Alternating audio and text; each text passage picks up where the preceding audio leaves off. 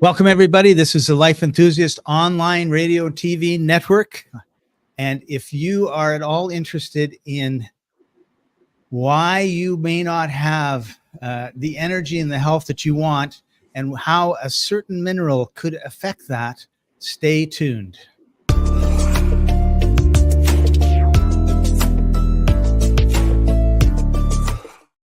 Welcome, everybody. I'm your host, Scott Paton, and joining us, as usual, is our co-host, Martin Pytela, life coach. Hey, Martin, how are you doing today? Good. Yeah, Awesome. I think I need to upgrade myself from health coach to life coach. Thank you for the promotion. And it's actually, it's all connected, right? Well, if you don't have health, you usually don't have a life. I heard a guy tell something really interesting, which was this. He said, the way you are right now, the way your body is, the way you feel, I promise you that 30 years from now, you would turn all your possessions for feeling like the moment right now. Yeah, that's so true. Right. I would love to. Yeah, go on. I would love to feel how I felt when I was in my 30s. Now that I'm in my, early 40s. What's funny is I actually was feeling really, really miserable in my 30s. It was really awful for me. Right. Yeah. You had a really hard time once you came to Canada, didn't you? Well, I know that was easy. I was happy, but then I got my fillings, the mercury thing, and that just put my health really into a nosedive. That took me down hard. So I ended up having a lot of health problems in my 30s. Right. Yep. Huh. Yeah. One of the things when you're talking about, think of, when you're 30 years older than you are today, you'll give anything to, no matter how you are at this moment in this year, you're probably a lot better off than you were going to be in 30 years. But part of that too is gratitude, right? Like I thought, one of the things we talk about in terms of, having a good life is, coming from an attitude of gratitude. And yes, I'm appreciative of the decades that I've lived through and the challenges and the triumphs, if I can put it that way. And I'm looking forward to the coming decades and the same sort of challenges and triumphs occurring. Yeah. Right on. That this metaphor about wanting to feel 30 years from now the way I feel today is, I asked my wife, if you could do a reverse, would you go back into your 30s if it meant that you'd have to forget everything that you learned in between? And we both looked at each other and says, no, I don't think so. I wouldn't be trading it. I'll keep the wisdom. Yeah, me too. Because there's no guarantee that you'll make the same decisions, is there? It could be worse. No. Yes, you could mess up. Yeah. So here's the interesting part. We pre-announced that we're going to be talking about magnesium. And there's no talking about magnesium without talking about calcium, because all things in the human body are dynamic, yin and the yang, the left side, right side. It's always a seesaw. Something is controlling something else. I don't know of anything in the human body that does not have its opposite present. Right. Yeah. So calcium and magnesium go together like salt and pepper. Sure. Sodium and chloride inside of salt. But anyway, hydrogen and oxygen when you want to drink. Yeah, like that. And so this pair is each other's opposites functionally. And magnesium is the one that lengthens and relaxes and slows down. And calcium is the one that shortens, stimulates, and speeds up. So when you have a heartbeat, there's a contraction, the muscle shortens, a squeeze. That's a calcium message, squeeze. And then for it to open, that's a magnesium message. So likewise, in my muscle, right? Like just this, for example, taking my arm, doing a curl, this muscle on top, bicep, is being shortened. At the same time, this one, triceps, is being lengthened. So when I extend my arm, now the tricep is shortening and bicep is lengthening. And you can see that on your leg too. Quad and hamstring are opposing one another. And for one to be shortening, another one needs to be lengthening. And the really important part is this.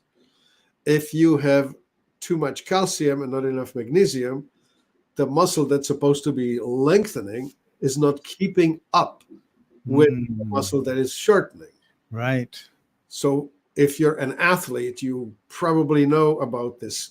The problem with strong athletes is that they constantly injure their hamstrings. They pull a hammy. How do they do that? They try to run. They lift their knee up really quickly. The quad can do it, but the hamstring is too tight to follow.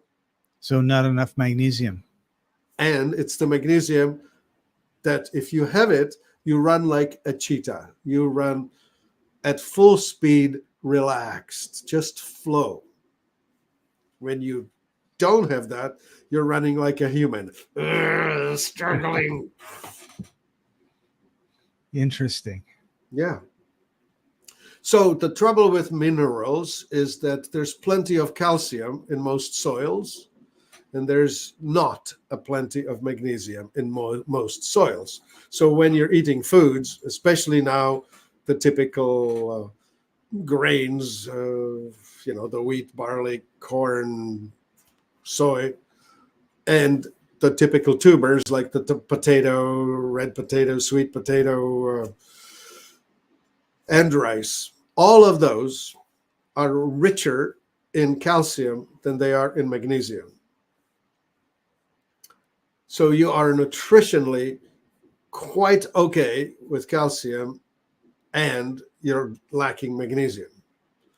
And so when that happens, and it does happen, the only way to compensate for that is you need to actually get essential magnesium, somehow supplement it. Now here's a trick with magnesium. Magnesium activates the peristalsis, or I should say it's more interesting this way. The autonomic nervous system has two sides, the sympathetic, parasympathetic, and in the parasympathetic, digestion is moving ahead, and in the sympathetic, it's not. It's shut off. It happens for a reason. When you go into the fight or flight mode in stress, all energies are channeled to immediate survival, and digestion shuts down. We don't want to waste a calorie on feeding you for future because you need to save yourself right now. So then when the danger's over, you're supposed to just kick out, relax, shake it off, and go back into the parasympathetic, and the digestion resumes, the peristalsis resumes, and things move along from the stomach down into the intestine and on out. But if you don't have enough magnesium, it won't happen. So when you supplement magnesium, when you push it orally, you are going to speed up the elimination.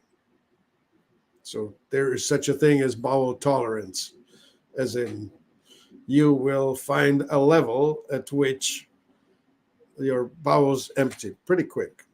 That's how you use magnesium. So instead of running from a cheetah, you're going to be running to the bathroom. If you find the time.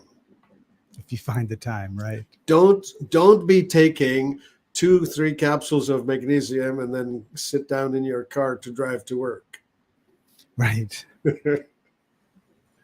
If you take magnesium supplementation, do it at a time when you know that you have at least 45 minutes to an hour to hang around, to get the stuff through. Because when it comes, so when that stuff is going through, is the magnesium being eliminated along with the food, or is it being absorbed? Well, it's both. It's definitely both. I mean, it has to be absorbed in order to start doing its job. Right.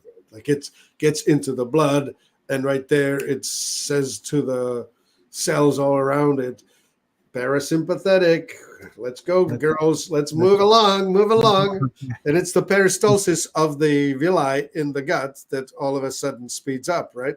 And then there's a natural movement in the smooth muscle, right? Like if you visualize the gut as a line, it moves in this following manner, right? There's a squeeze, relax, squeeze, relax, squeeze, relax along the way, along the line.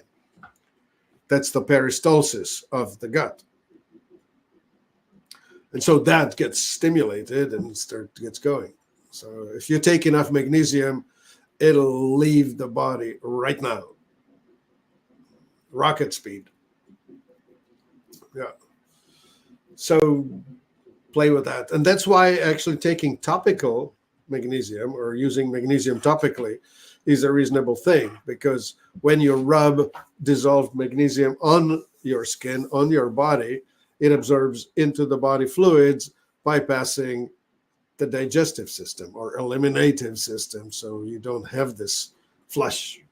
So you get magnesium into your body without having to worry about it.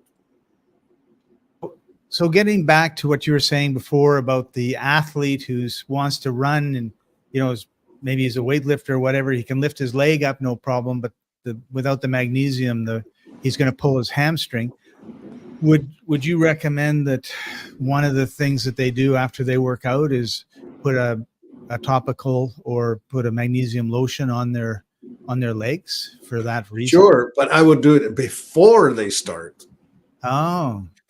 Before you get on the field, rub down with magnesium oil before you get exercising, because then you'll be relaxed into the physical exertion.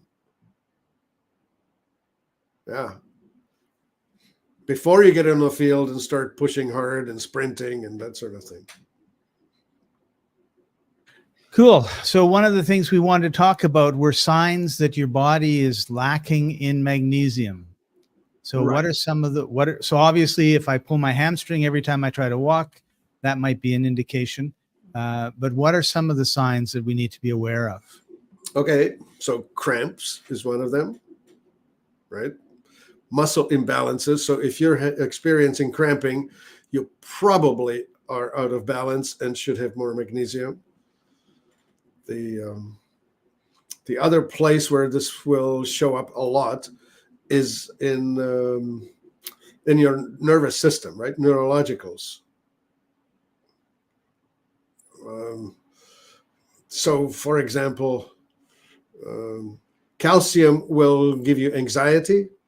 Magnesium will give you relaxation. Right? So if you're feeling nervous, short-tempered, wanting to take somebody's head off, you're probably overly calcified and not enough magnesium. Gosh, I remember typing into our conversation just a few days ago the list of 5 things that I wanted to talk about, and I'm looking for it. I can't find it. Let me see if I can. It was, here it is, looking at it. Well, so one of them was the leg cramps, right? That indicates that it's happening in the muscles. We mentioned constipation. So if it's happening in the digestive and eliminative system, you will have difficult time eliminating. If it's in your nervous system, especially the autonomic nervous system, you will notice your mental or emotional balance off. Anxiety is a sign of not enough magnesium, too much calcium. On the other hand, if you overdo it, too much magnesium will push you toward depression. Oh. Another thing, of course, is in the cardiovascular system. Right? I was showing you the peristalsis in the gut. Same thing's going on in the arteries. Every time your heart beats, it squeezes out about 100 milliliters. That's about 3.5 ounces of blood. And then it goes into the arteries. And the arteries are helping. They're supposed to be helping. and they're supposed to be pushing the blood toward the capillaries, right? From the bigger vessels toward the smaller vessels. And it's this sort of movement. You could probably visualize I don't know, a piece of food going through a snake.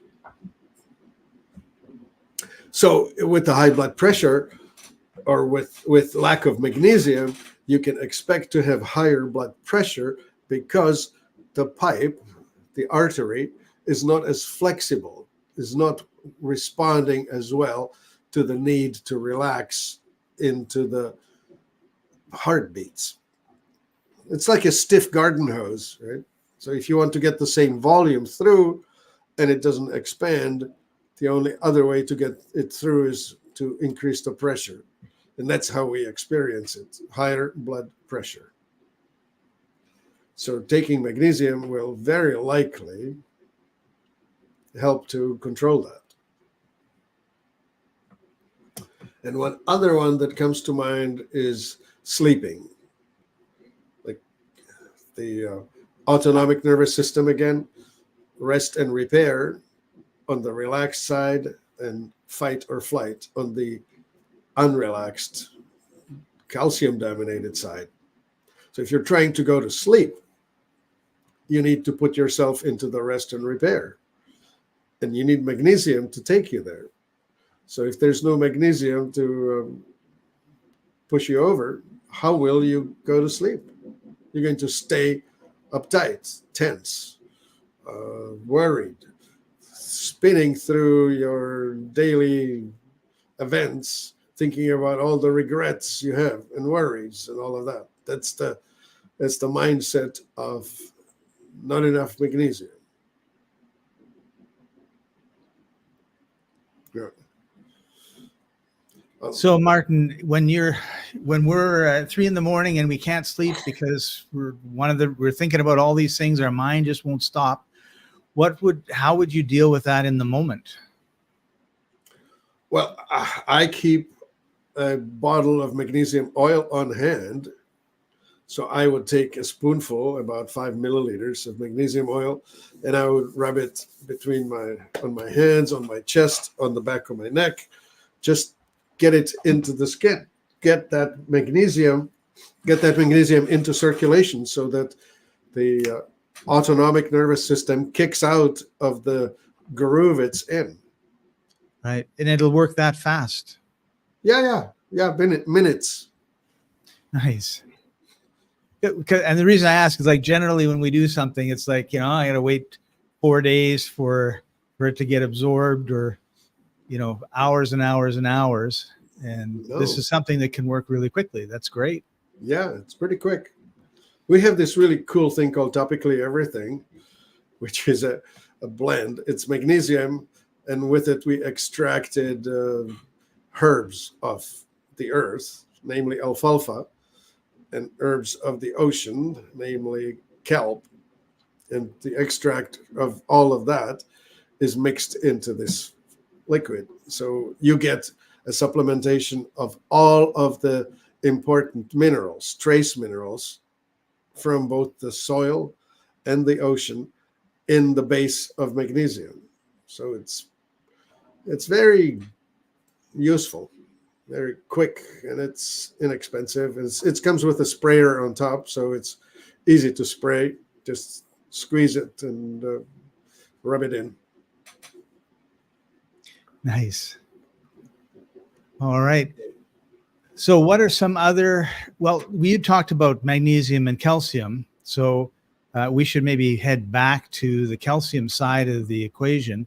How do we make sure we're getting that into balance? Because as you've mentioned, one of the problems we can have is too much magnesium, and now we're depressed, we're lethargic, and all of that. So right. The product we offer is called Coral Calcium, which is about 1 part calcium. Well, it's half as much magnesium as it is calcium. So it's 2 of calcium, 1 of magnesium, which is in a reasonable balance for what the human body uses. That's about balanced. So if all you're looking for is just supplementing your just general tissues, right? You need calcium, you need magnesium. Using the coral calcium is probably the best way to go. Cool. I remember many years ago, we were talking about bones. And of course, people talk about osteoporosis and, oh, you need more calcium and all the rest of it.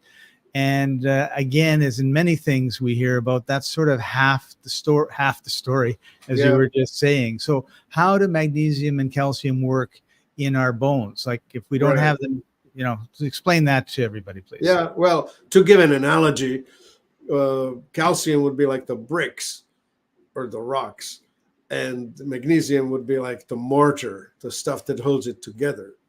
So if you build your wall with just dry bricks, it's going to be very easy to push over and fall apart. And it's very much like that with the bone. The bone built with calcium only is really not very well put together. You need the magnesium to hold it. So you need both of them at the same time. Actually, you need more than that. You need boron and you need strontium. They are also required for the bone to hold together. In fact, the bone is made of something called hydroxyapatite, which is not calcium. It's a blend of minerals. And it includes also silica or silicon as an element. It's a really interesting story from back in 1878 or something like that. A French researcher, Louis Kervran, was speculating about chickens and what minerals they need to keep laying eggs. The egg shell is made from calcium carbonate. So he would restrict the intake, the diet of the chicken. He could remove calcium from the diet of the chicken and it would continue to lay eggs. Only when he removed all silicon from the diet, the chicken would stop making calcium carbonate and couldn't lay eggs. No shell. And silicon, that's silicates like mica, all the shiny bits that you see in the dirt, or quartz, right? Quartz rocks, beach sand, there's crystalline stuff. That's the silicon. And so what he finally discovered is that there's this process called protonization, where in a living body, with the help of enzymes, you can actually convert one element to another, which of course in chemistry, that's impossible. You need a star.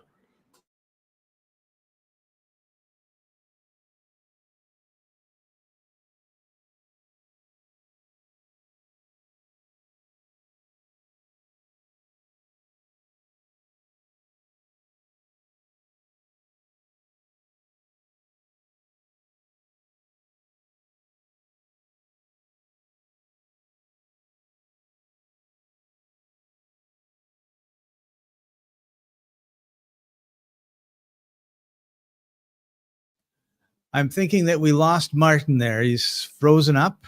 Not sure exactly why. We'll give him a minute, see if he comes back on.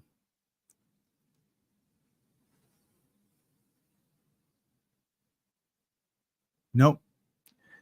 Disappeared on us. All right. So we need a star to transmute different elements into other elements, whereas our bodies and the bodies of the mammals and the other animals in the planet seem to do it naturally. So we'll see if we can't get Martin back on and continue this conversation. But just wanted to let you know that next week we're going to be talking about inflammation and the difference between acute and chronic inflammation and what you can do about it. And we just wanted to let you also know that every Sunday, Martin does a live stream on Telegram. And here's the Telegram. Oh, I'll give you the link in a second. And basically, it's one place where we can talk and not have to worry about being censored. So he's going to be giving you the uncensored version of how inflammation kills people. and what it does, and then what you can do to prevent it, because it's really a lot of excess deaths going on right now, and we need to stop it. So if you're interested on that, head over to Telegram. It's t.me/lifentco, LIFENTCO.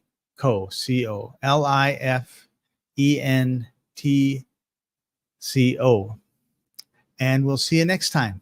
Thanks for joining us, everybody. Bye-bye.